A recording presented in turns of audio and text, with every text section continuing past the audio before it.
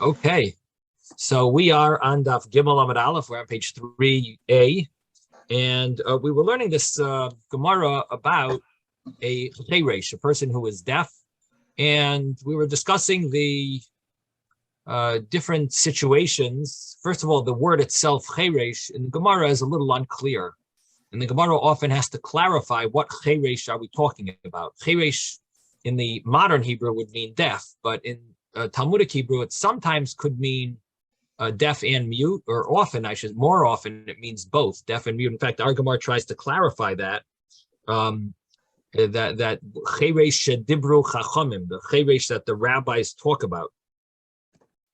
And that was on page 2b. It said, cheresh dibru chachamim b'chol makom, the cheresh that the rabbis speak about in all places, it refers to a deaf and mute.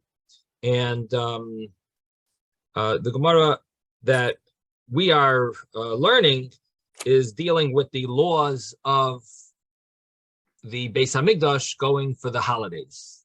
And so the only thing is that the Gemara is a little confusing because there are certain mitzvahs that person who's only deaf but not mute, or only mute, not deaf, is exempt from, and certain mitzvahs that he is obligated in. Of course, logically, he should be obligated in all mitzvahs. Why would someone who's deaf be exempt from mitzvahs? He's just like everyone else.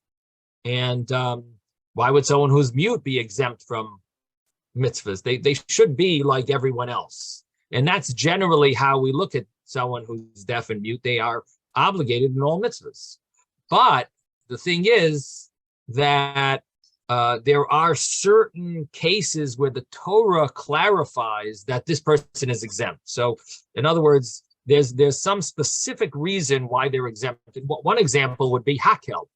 Hakel would be an example where the person who's deaf would be exempt. And this, the reason for that is, what's the purpose of hakel? Hakel is all about gathering together. Hakel is specifically, it's the year after Shemitah, which is actually the year that we're in now, is the year of Hakel. And this year is the way it should have been in the time of the Beis Hamikdash was the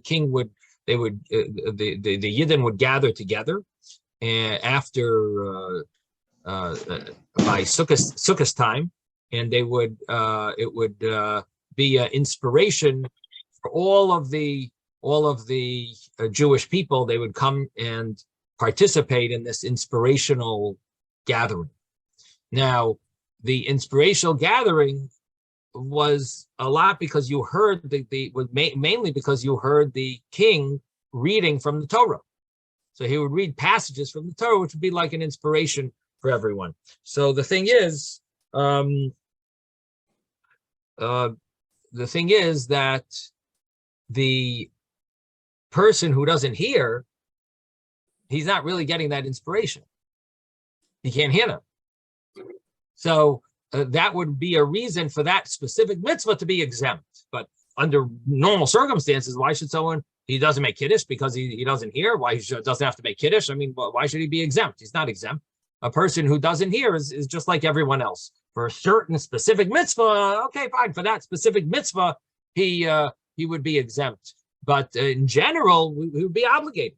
Someone who's deaf and mute, that would be a case where the person is missing das. He was never able to learn, because if you can't hear, which naturally, if you can't hear, you're born deaf, then you can't speak.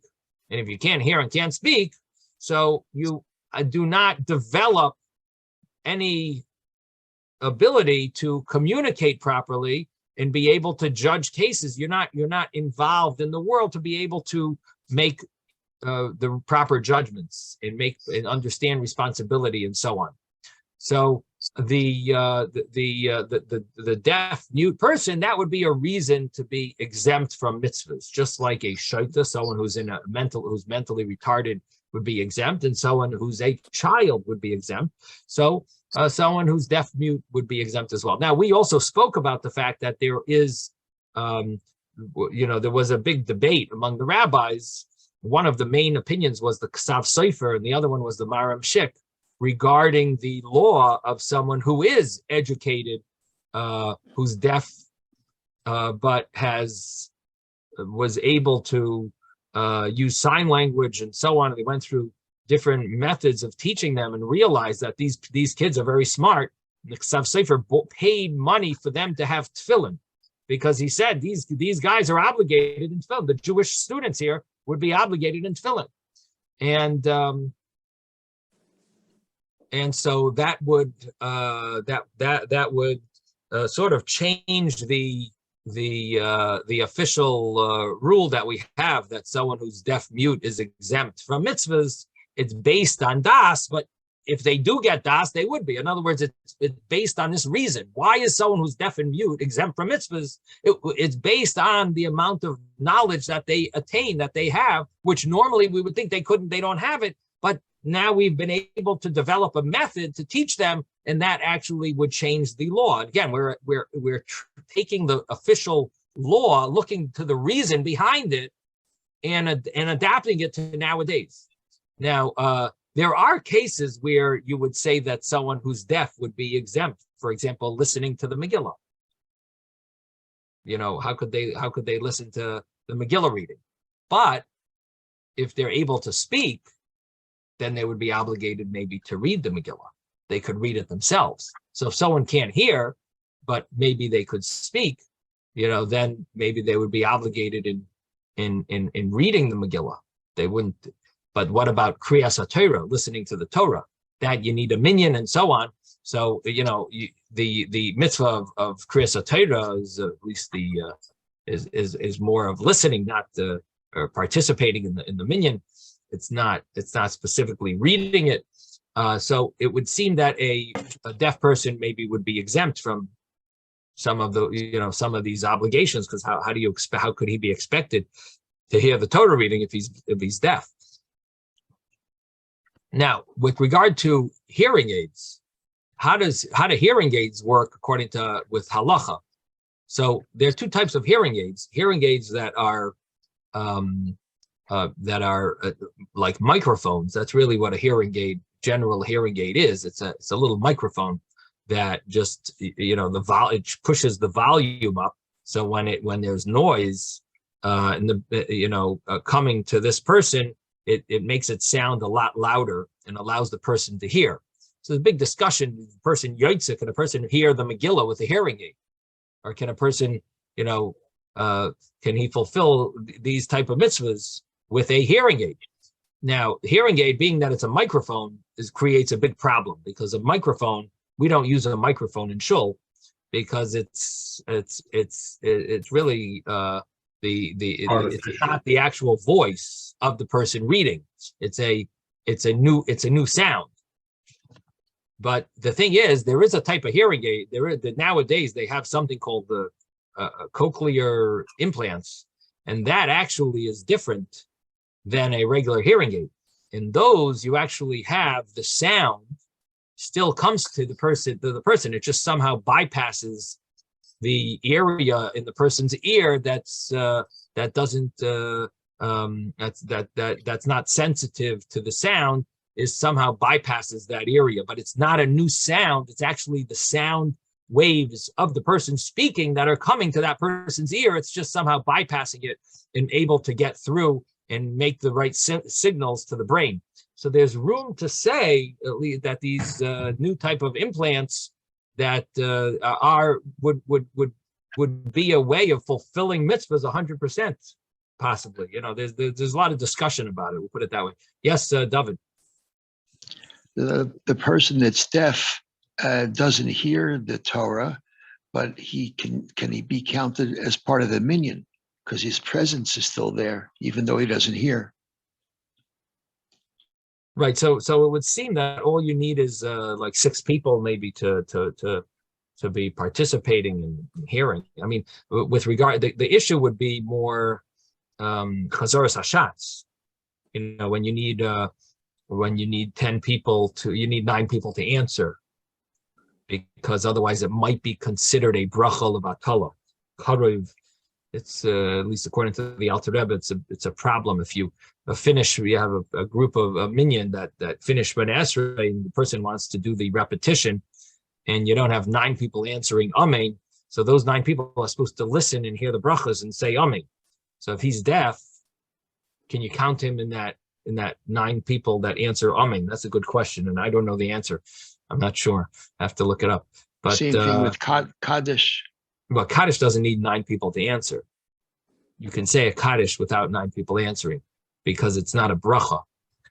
But the Chazor Sashat repeating the Shemona Esrei with all those blessings, that could be considered. There's room to say that it's problematic if you don't have 9 people answering Amen to the brachas. So why are you saying these brachas if you don't have 9 people answering? It's not really a minyan. So you shouldn't really be repeating the Shemona Esrei. So there are many shuls that are lenient. There are views to be lenient, but the ideal is to have 9 people answering Amen. The Alter Rebbe seems to be a little more machmir, and says that you should have these 9 people answering Amen, and therefore in shuls, at least in Lubavitch shuls, they should be careful to wait for 9 people finish Shemona Esrei, or some people, or at least some of them that didn't daven, that are in a place where they could answer and speak and listen to the Chazar Sashatz. So if they're able to do that, then they could be counted as well. If you have 6 people daven, they finish davening, and then you have 3 people that didn't daven, but they're able to answer Amen, that would be also fine. But if you have 8 people that finish Shemona Esrei, and 1 person is still in the middle of Shemona Esrei, the chazan should not really start Shemona Esrei. Now, if other shuls are lenient, okay, they have who to rely on, but of course the ideal is to have 9 people answering Amen. So now the question would be, what about someone who's deaf? Would he be able to be counted as one of those 9 people? So I have to take a look. It's a good question, David. Yes, Ezra. Also, yeah, I'm sorry, David. I was going to say also, Ezra mentioned the shul where it's so large that they had to give signals with flags or something when they went to say Amen. Obviously, those people couldn't hear the Kaddish, so they had a signal when to say Amen. So they were in the category of not hearing, similar to a deaf person. Right. The only thing is that it's when it comes to Chazaras Hashatz, so that shul that Ezra's talking about, you had 1,000 people heard, and you had 100,000 people that didn't hear, but they saw a flag, or 500,000 people. It was a huge place. I forget what it says. Was it Kiyotze Mitzrayim? I have to look up the exact amount of it. Alexandria. It was in Egypt. And I think it says Kiyotze Mitzrayim, like the amount of people that left Egypt or something, or double the. It was a huge show. So we're talking about hundreds of thousands of people that did not hear, but there must have been, the closest 1,000 people or 100 people they heard. So you definitely had no shilas about the Chazaras Hashatz. You had no questions about. That's a very good shul to davening. You have no. You could start Chazaras Hashatz. You could start repeating the Shemona Esrei 2 minutes after you finish. You started, and you're fine. You'll be fine. Between those million people, you'll definitely have, you'll definitely have enough people that will be able to answer. And but the issue here we're dealing with is the fact that the bracha could be considered a bracha levatala. So it adds a new dimension to the question. In other words, answering Amen, a deaf person can answer Amen, it would seem. Why not? You could be like everyone else, that sees that flag. But regard to being counted, again, we'd have to check that out and see what it says. Okay, just 1 second, Ezra. My question is I guess a little bit more fundamental. Number one.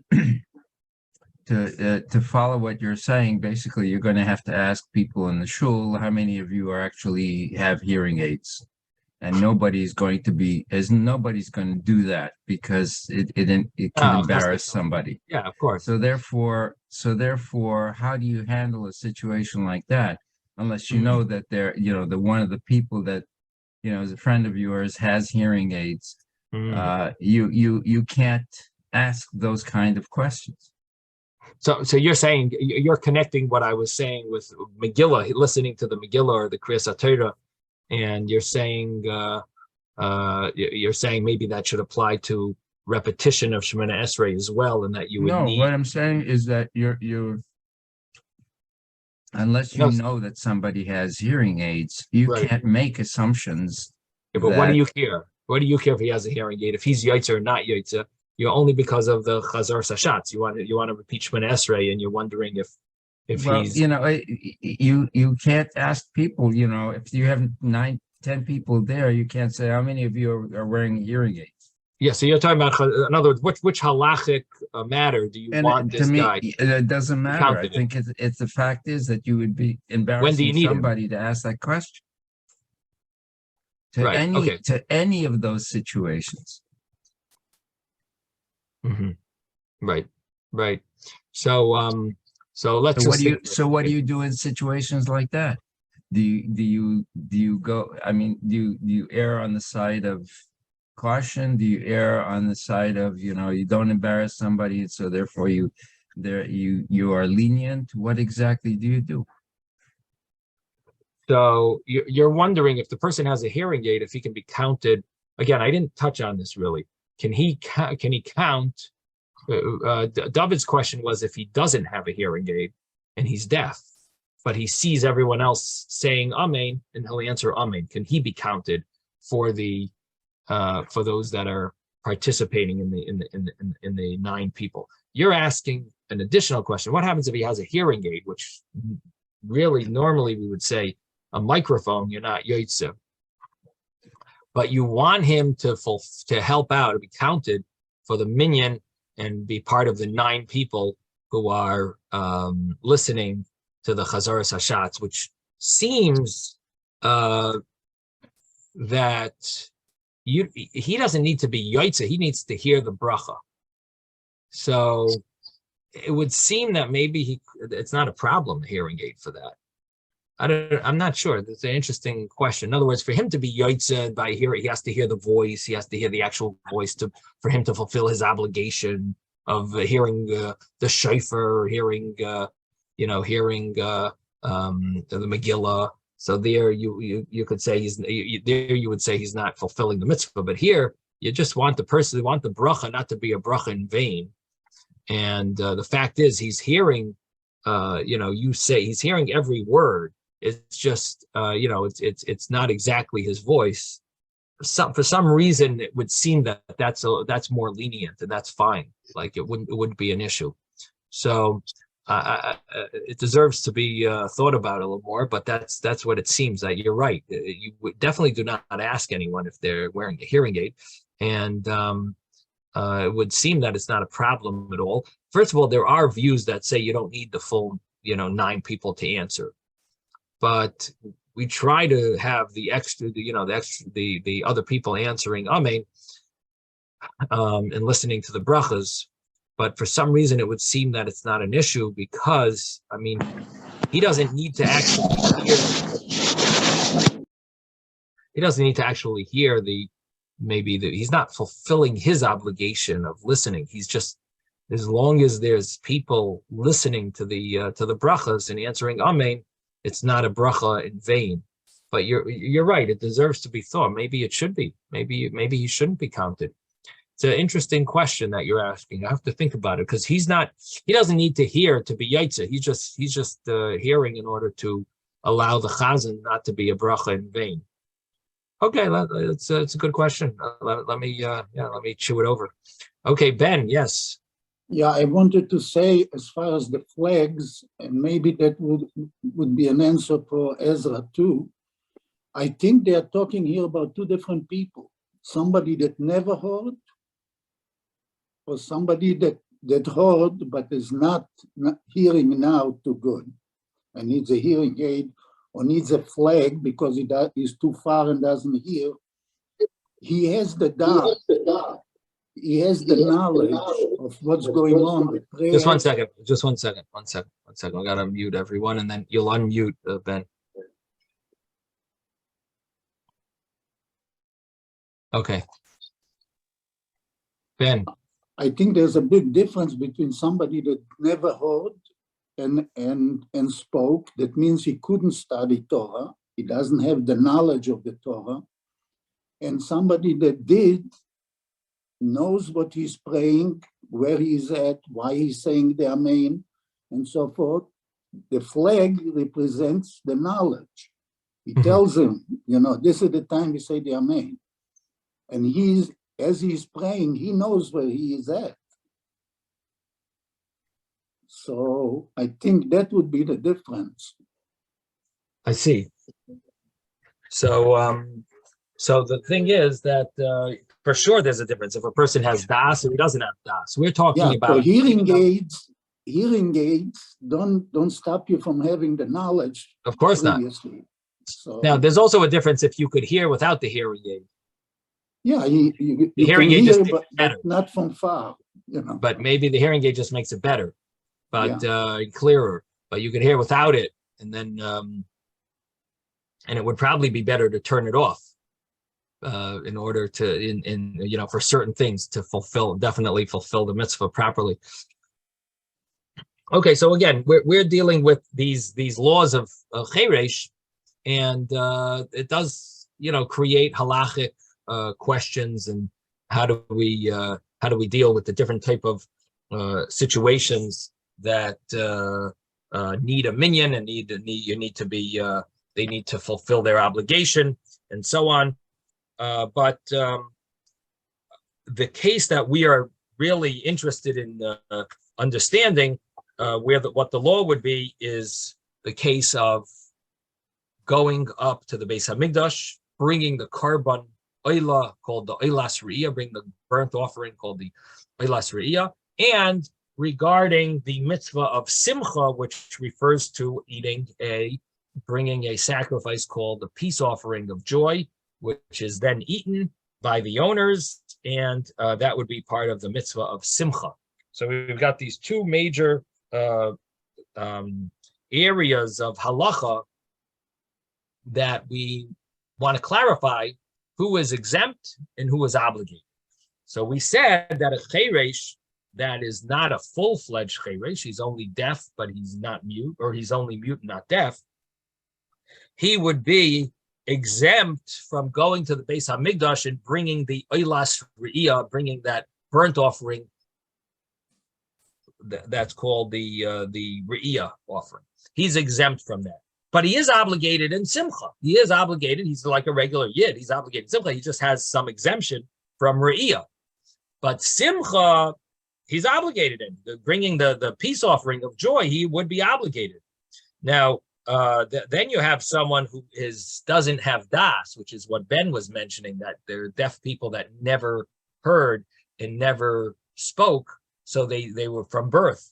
They never heard, they couldn't hear, and then they never developed, and they didn't, so that type of person is similar to a child or a shaita, someone who's mentally retarded, that he would be exempt from simcha as well, just like they're exempt from all mitzvahs in the Torah.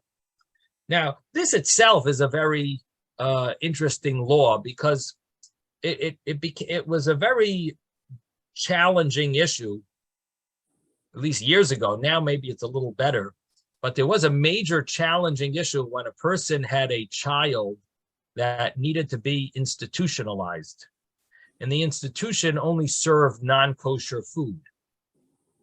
And this was something that was brought up to some of the biggest rabbanim, big rabbis in the day. And what do you do? On the one hand, the child needs this institution because you can't really take care of this child, unfortunately, at home. On the other hand, they serve non-kosher food. Now, the child is like mentally retarded, let's say, or someone who you would say is exempt from all mitzvahs, a shaita, cheresh, shaita, v'katan. These examples, he would fit into the category probably of shaita. Basically, he doesn't have das. So he is exempt from the mitzvahs. Does this apply even to negative commandments? And, not to eat milk and meat, and, not to eat treif and so on. Would someone would someone in that category be exempt? And it was the subject of a big debate. I think the Chassam Sofer was more lenient, but Rav Moshe Feinstein was more strict, which means it was not a simple. Of course, each situation is different, and of course, there's situations where it's life and death. You have no choice. Where the person won't live if they're not in their institution. They're not being serviced by a certain institution. But so that would obviously not be a question. But here we're dealing with probably a case where someone theoretically could maybe it would just be extremely taxing on the family to have this individual, and very complicated with regard to person going to work and taking care of their child, but at the same time putting him in this institution would be also feeding him non-kosher and so on. So it's a discussion as well, and so it's connected to our Gemara, because our Gemara does say that a cheresh sheitav a katan is pater mikol mitzvahs ha'amurais b'Torah, from all mitzvahs. So this is again something that is a practical, or at least it was very practical. Nowadays there are of course institutions that that are kosher, and many also they would allow you to bring your own food maybe, or there's all probably HIPAA laws, not HIPAA laws, but certain laws that obligate them to be more understanding of freedom of religion, and even in prison they let you to have kosher food, so whatever. There's the things have changed, Baruch Hashem. Of course, no one should ever know of such a challenge, but this is something that's connected to this idea of being exempt from mitzvahs. The truth is, I'm sorry. I'm sorry. I was just going to say, when I was at Aleph 20 years ago, I had a federal law passed. I purposely went to Washington and fought for this, and it was called the Religious Land Use and Institutionalized Persons Act of 2000, RLUPA, which means federal inmates or state inmates have better rights than you and me for religion. If they get their religion deprived, kosher food, they can't daven, they're not allowed to daven, they can go to a nice building in federal court and sue. You and me can't. If you and me get restricted for religion, we have to go to state court. But the inmate that should have clean bathrooms can go to federal court. And it's taka the law today in the United States. I got protection for inmates and people that are in institutions. Wow. That $2 gets me on a bus. Right. Now, what does that mean in institutions? That any institution that doesn't allow, if someone's like retarded and they're in an institution. That's a good question. That has not yet been completely litigated. I'm sure that Yidel are going to find ways to be called institutionalized, but it would mean a prison, a hospital, a nursing home. The military, we thought, might also be included. But the military is a federal institution, so that's covered anyway. But the point is, whatever, that's all. I had a shaykhis to this. I'm coming in. Yes, David. If a person is exempt from the mitzvah, let's say eating kosher, he still has the negative effect on himself by eating the not kosher food, even though he's exempt. Correct? I'm sorry, I couldn't understand that. What did you say? I'm saying that even though the person is exempt from eating kosher because of his circumstance, he still has a negative effect on his body and on his neshama by eating not kosher food, even though he's technically... He's only exempt from positive mitzvahs. No, but the rabbi's talking about a person who's exempt from eating kosher because of his circumstance. So the question is, even though the person's exempt, the person still has the negative effect on his neshama of eating kosher food, even though he's technically exempt. Correct? So yeah, well, the thing is, I wasn't saying exactly that he's exempt. I mentioned that there's a debate among rabbis about to be lenient or to be more strict regarding this situation of putting someone in an institution, which would end up that he would eat non-kosher, which means that you're right, he would have a negative effect on his neshama, but you have no choice. I mean, or not that you have no choice, but it is an issue that you have to balance out. Is that something that is acceptable or not? Again, you're not physically feeding the person; they're physically feeding the person. The institution is, but it's an issue of you bringing that person into the facility. The truth is, I have this issue sometimes with, people have I've been servicing the nursing homes now for about 18 years. And every so often I see a very religious person bringing their parent into a facility. And one of the claims that they have is, listen, my parent is not going to eat kosher anyway. And at least here they're getting some care, which otherwise they're going to die because they can't take care of themselves. And so it's a case of life and death. And then they tell me, and if I put them in a kosher institution, they're not gonna like it. They're not gonna cooperate, and it's gonna be a failure. So it's a challenge. You want to take care of, someone wants to take care of their parents. They don't want to feed them non-kosher, but the parent doesn't keep kosher. So what do? The parent doesn't keep kosher, and so some people are thrilled. My parent doesn't care, so why should I pay for a kosher facility? But that's not the right way to think, because you can't go and cause your parent cause a Jew to eat non-kosher. But then you have people that are in a different situation where the parent really doesn't want to be in a kosher facility, and they have their style that they will live. They'll feel more comfortable and maybe be able to live to live longer because of their being with their friends and being with their having good care. Sometimes they have very good care in certain facilities, and the fact is that facility there's non-kosher. So it's a big debate, like, what do you do? Or is it better to put them in a kosher facility that they're not going to be happy at, And anyway, it's definitely a dilemma that I'm very thankful that they don't ask me this Shiloh, because it's not exactly something that I like to, that I would want to get into. I don't know. I'd have to, bring it to big rabbis to really make these it's very complicated things. So sometimes, it's very beneficial when they don't ask you.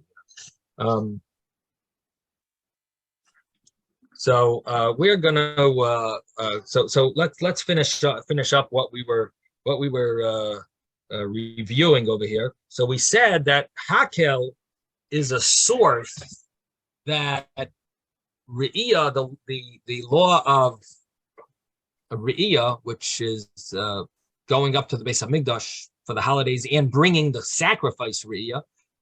Hakel teaches us that Re'iyah is exempt if a person is deaf or he's mute, not both. If he's both, of course he's exempt, but even if he's just one, deaf or mute, he is exempt from these mitzvahs. Hakel, we learn it from Hakel. Why? Because Hakel, it says Re'iyah, and these mitzvahs, Re'iyah, the mitzvah of Re'iyah, it says Re'iyah, of course. And so we make a same word here and the same word there. It's called a Gzeira Shava. We compare the two and say that just like Hakel, someone who's deaf and someone who's mute is exempt, here also someone who's deaf and someone who's mute is exempt. And then the Gemara says that how do you know Hakel is exempt, someone who's deaf and someone who's mute? So that we said, because what does it say about Hakel? L'ma'an yishmu, l'ma'an yilmedu. It says two things, that they need to hear and they need to learn. So if they need to, in order to hear, why are you going? Why are you gathering together to hear? Oh, you need to gather together to hear the king read the Torah. If the person doesn't hear, of course, he's exempt. It says clearly, Laman Yishmo, in order that he hears. So there you're exempt. So the Gemara says, Zera Shaveh, Hakel, to the laws of going to the Beis HaMikdash, that just like there, Hakel, which is once every 8 years, once every 7 years, they always on the 8th year, it was Hakel. They had to go to the Beis HaMikdash, but someone who couldn't hear was exempt. Here also, someone who can't hear is exempt. And then the Gemara says, what about someone who's mute? It says, Laman Yomadu, in order that they learn. So the Gemara says, oh, someone who's mute is not able to learn. They don't understand anything because they can't speak. Is that connected? Speech in the brain? Like if you can't speak, you can't learn. The Gemara says, we know a story of these two ilmi, two people who were mute, and Rebbe davened for them, and they got healed, and they turned out that they were baki, they were experts in the whole Shas, Shisha, Siddharim, the whole 6 orders of the Mishnah, and they knew Sifra and Sifri and all the Brises and so on, and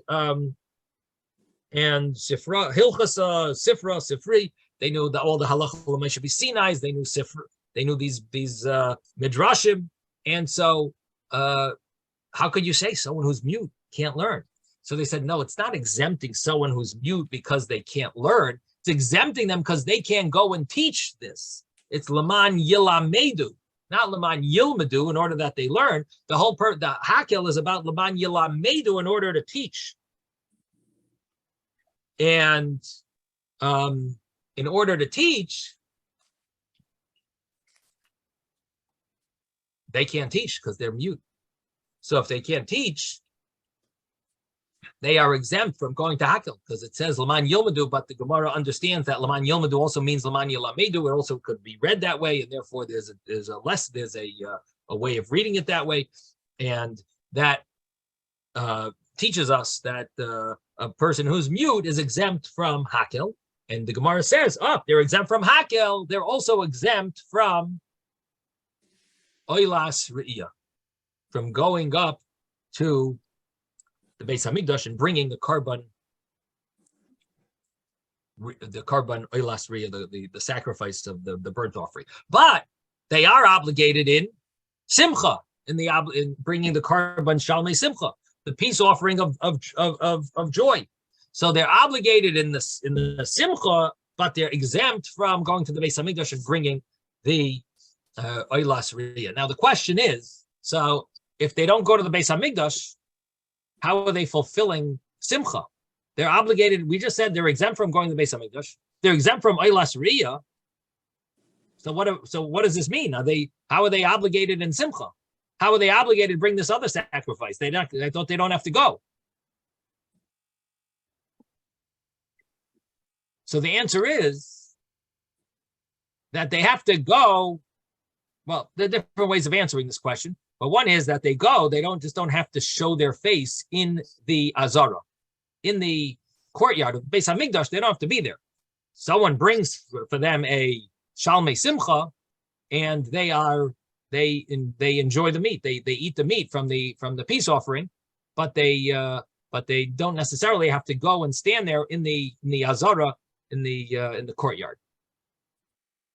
So.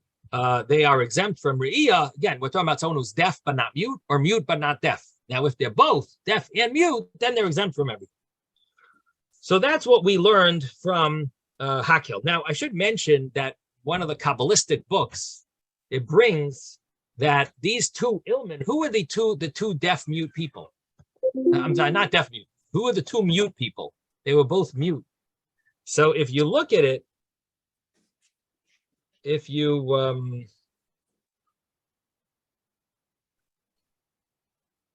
look at the word, Shane has it.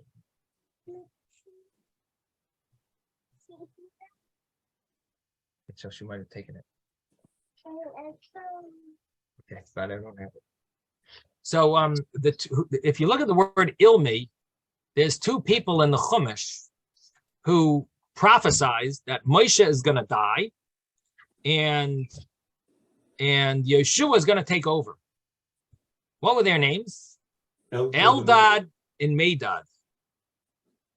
Now, Yeshua didn't like what he heard, because he didn't like the fact that they were speaking negative about Moshe Rabbeinu, that he's going to die, and they were giving this prophecy, and Moshe didn't mind. Moshe didn't care what they said. It's fine. It was okay. Now, it turns out that generations later, they came back in the time of Rebbe. And this is the story of these two great people, Eldad and Medad. They made one mistake. They made this mistake that they spoke their prophecy when they weren't told to publicize it, verbalize it. They weren't given that obligation to verbalize it, so they did. And that's why Yeshua was upset with them, that although it was correct what they said, and although they did have prophecy, but they shouldn't have said it. And because they said it, it was like something negative that they did, that they shouldn't have verbalized it. You don't talk about someone, about the great leader, that he's going to die, and someone else is going his substitute is going to take the Jewish people to Eretz Yisrael. That was considered very rebellious and inappropriate, very disrespectful. So Eldad and Medad ended up coming back to this world in the form of mutes, because they spoke too much before. So now they ended up being great scholars, but they were mute. And Rebbe, who is the same, who is the same soul as Moshe Rabbeinu, he's the one who is able to forgive them and daven for them. And that's why we have in our Gemara that Rebbe, Boy Rebbe Rachmi Alayhu V'itzi. Rebbe asked Hashem for mercy on them, and they were healed, because Rebbe is the, reincarnation of Moshe, or he is the soul. He is connected to the soul of Moshe, being the leader of the Jewish people in his day. Rebbe was the author of the Mishnah, so the compiler of the Mishnah, I should say. So he is the one who's going to forgive, who's going to pray for Eldad and Medad, these two ilmi, these two mute people, in order to, this is brought in Kabbalistic books. So this is, these are the two ilmi here, that they are really Eldad and Medad, and it turns out that they were tremendous scholars. And yes, David. I thought one of the laws of a prophet is that a prophet has to tell what he hears, and he's not allowed to hold back from what he hears. So that's if he's given command to tell it. Oh. But here he wasn't. Here they weren't. Okay, so Rabbi Smith? Yes. Yes, this is Harold. Yeah. I have a question. Sure. The Urim V'Torah, they became the Shvatim, didn't they? Eldad and Medad, according to the tour became the Shvatim for Binyamin, and I think I'm not sure who, but it says that they became the Shevet for them. Well, I'll be happy to look into it. If you find the source, so it's in the Baal HaTurim. Baal HaTurim, yes. Very nice, very nice. Okay. Thank you for quoting that. Yeah, we'll have to take a look. Okay, so let's continue in the Gemara. The Gemara that we're up to, it dealt with this issue of Laman Yilmadu or Laman Yilamedu. And the Gemara said that you have to read it Laman Yilamedu. The first reason was because of the story of these two mute people, that we see they could learn even if they're mute. But then Rav Ashi says that Laman Yilamedu, it must be Laman Yilamedu, because if mute people can't learn, then they would be included in Laman Yishmu. Because Laman Yishmu doesn't just mean to hear. For example, when the Jewish people said, Na'aseh v'nishma, we will do and we will hear. That's not what they said. Na'aseh v'nishma. They said, we will do and we will understand. Nishma means very often to understand. And Taisus over here brings it out. He develops it, he explains it, that obviously we don't just want people to hear words, we want them to understand the words. And therefore, if a person who's mute doesn't understand anything, then when it says Laman Yishmu, it would exclude someone who's deaf and someone who's mute also.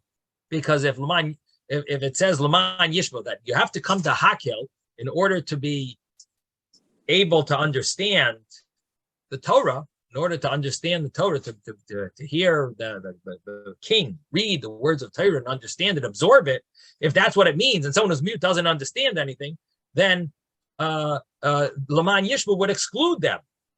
And so because the Torah also says Laman Yilmadu, in order that it says Laman Yilmadu, it must be that a mute person can understand, and therefore he's not excluded from Laman Yishmu, and therefore Laman Yilmadu is really meant to be read Laman Yilamedu, and then we would exclude a mute person, even though he understands, but he can't teach, because someone who's mute can't teach. So therefore, Rav Ashi proves that it's not Laman Yilmadu, but it's Laman Yilamedu, in order that they should teach, that you go to Hakel, not only that you should hear and absorb and listen and understand, but also that you should be able to teach and what you heard, and someone who's mute would be exempt as well. And that's the conclusion of this little piece over here. And I'm going to read it inside. I just want to read it inside. But is this connected to this? Yeah. Line? Okay. Yeah. How can you learn that from those two people that Rabbi cured? What you learn from them. Apparently, when they said Moses is going to die, Moshe is going to die, and Yeshua is going to take over, they were speaking. That's in a previous incarnation. So you can say that's when they learned the Torah. That's why later they knew the Torah. No. In a different incarnation, you don't remember what you had in the previous incarnation. It was a previous. They were reincarnated into these new people. So they didn't. They didn't have. You don't remember what you had before. I don't know. I had an experience where I did remember something. Really? I went to France. And I walk into a little street, and I said, I was here before.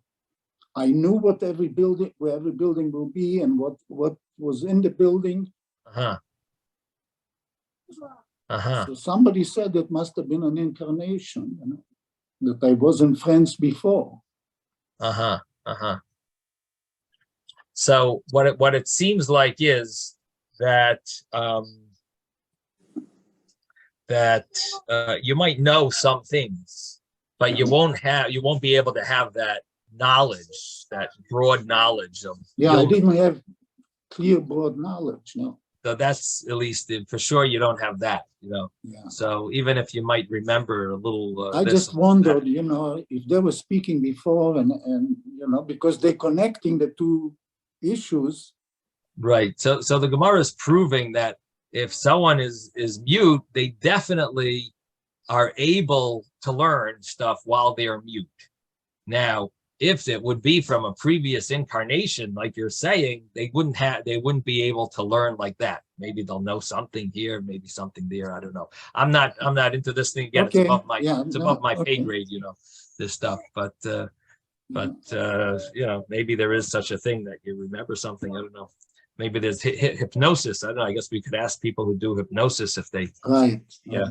Can they go? Do they? Is there any truth to it? Do they actually remember things? Past lives. What is that? Past lives. There's a thing about hypnosis. Right. Because that is an interesting question on the Gemara, that maybe they knew it from a previous Gilgal. So just because they know so much, so you'll say they don't know how to learn. They just remembered it, but they can't really learn. They just have all this knowledge. With their disability, they cannot learn. Right. But they happen to have the knowledge. It just happens to be in their little computer inside. But it must be that you can't have that you wouldn't be able to have that type of knowledge from a previous Gilgal, and it must be that they were able to learn. Okay.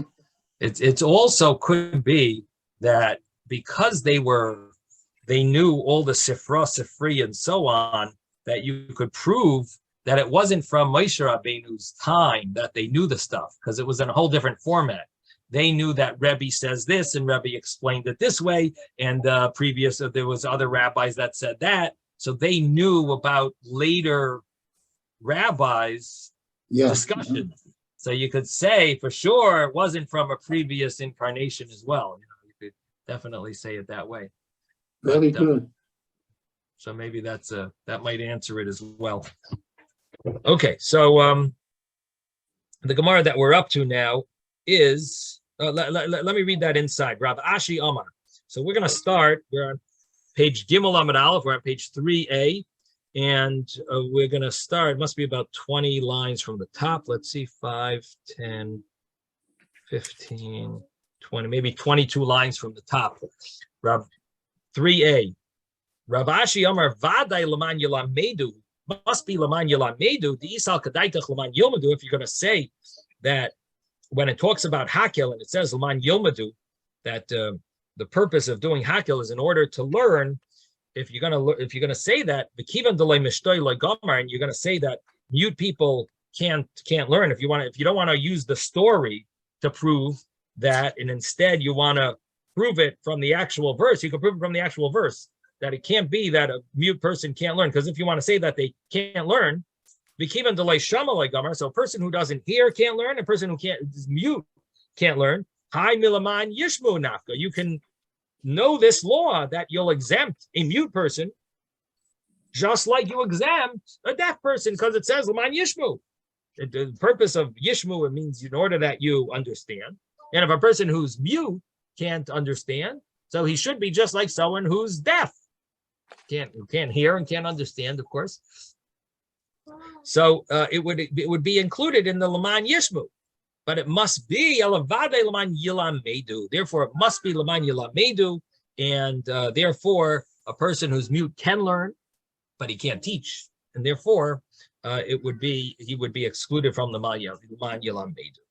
And what comes out from here is that we have a Zera Shava. We have this same word that it says by Hakel. And we have the same word that it says by Re'iyah, going to the Beis HaMikdash 3 times a year.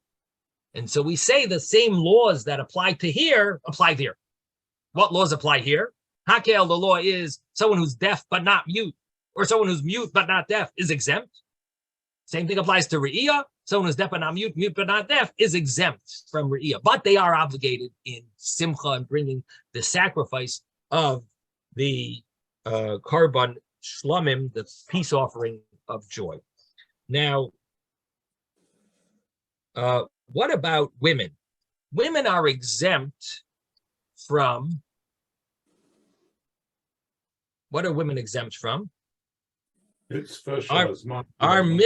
our Mishnah said that Nashim are exempt from Re'iyah. Women are exempt from Re'iyah. Now, if they're exempt from Re'iyah, that sounds surprising, because they are obligated in Hakel. And if we have a Gzeira Shava from Hakel, that Hakel, women have to come to Hakel. So why shouldn't they be obligated? If it's a Gzeira Shava, that's just the same law that applies here applies there. Hakel, it clearly says, Anoshim, Hanoshim, Hanoshim B'ataf, brought that verse from Deuteronomy 31, that Hakel es Hanoshim, Hanoshim es Ha'am, Hanoshim, Hanoshim B'ataf, that it says gather them together. That should include men, women, and children. That should apply to Re'iyah. So why did we say that they're exempt? Again, Hakel exempted a mute, so someone who's mute but not deaf, or deaf but not mute. But it obligated people who are women and children. So what about, we should say, fine. You want to learn from Hakel. Okay, Re'iyah, going to the Beis Hamikdash, should now exempt someone who's deaf and not mute but not deaf, but it should also obligate a woman, women, and children. So Taisus over here asks this question, and the answer he gives is, but it does say clearly, Zechorcha, that only your male are obligated in Re'iyah. So automatically it exempts women clearly in the Torah. So you can't use Gzeira Shavah to obligate them when the Torah specifically exempts them. The Gzeira Shavah would apply to anything that's not clear, but something that's written out clearly, you would not use this method of deriving laws because it says it clearly. And children would be automatically understood from women. If women are exempt, then children would definitely be exempt. Okay, so there is a discussion of why is Hakel after the Shemitah year? What is the inyan of Hakel? So it's interesting. There's one of the commentaries brings that Shemitah is all about taking a year off. Take a year off work. What do you do during that year? Well, what does a Jew do when he has free time? Studies Torah. So the whole Shemitah year, you can't farm the land, so you're free. You study Torah. So then comes this Hakel afterwards, meaning the Sukkot that comes after that Shemitah year. What it's all about is you want to absorb everything that you learned. You want to take it in. So you go and gather together with all the Jewish people. You come to this big event, and you have the king reading the Torah, and you start thinking about how you're taking what you're taking from the Shemitah year to bring with you, what you have absorbed, what you learned. You're thinking about the king, how he's inspiring you to follow all the Torah, and that it's a inspiration for you to now take it with you, everything that you've learned. That it's like it's an event, a kickoff. That now you're going to take it with you for the you're going to absorb everything that you learned. And it's both really. On the one hand, it's absorbing what you learned in the past. Additionally, what it is going back to the Gashmius of going back into the physical world. You need this inspiration because you've had a year of spiritual life. Now you want to have the strength to handle the challenges of getting involved with the physical world around you. So on the one hand, you're absorbing what you learned, and on the other hand, you're taking it with you to be able to use as a protection from the materialistic things around you, the physical world that you're going back into the workplace.